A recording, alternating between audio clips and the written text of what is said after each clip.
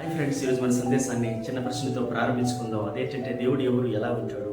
God is self existence, తనకు తానుగా ఉనికిని కలిగినటువంటి వాడు, సార్వభౌముడు. గాడ్ ఈజ్ ఇన్ఫైనైట్, దేవుడు అనంతమైనటువంటి వాడు ఉంటాడు. సృష్టికి అతీతుడిగా ఉంటాడు, కాలానికి అతీతుడిగా ఉంటాడు. దేవుడిని మనం తెలుసుకోవాలంటే మానవుడికి దేవుడిని తను ఎంతగా బయలుపరుచుకున్నాడో అంతవరకే దేవుడిని తెలుసుకోగలడు.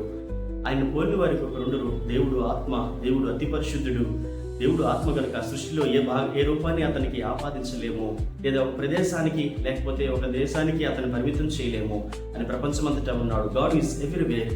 God is incomparable. ఆయనతో పోలిన వారికి ఒకరు ఉండరు. శక్తిలో, జ్ఞానంలో, మంచితనంలో ఆయన పరిపూర్ణుడు.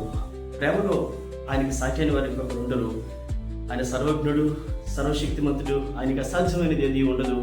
వర్తమాన భూత భవిష్యత్ కాలంలో ఉండేవాడు, ఎల్లప్పుడూ జీవించేవాడు, యుగంలో జీవించేవాడు.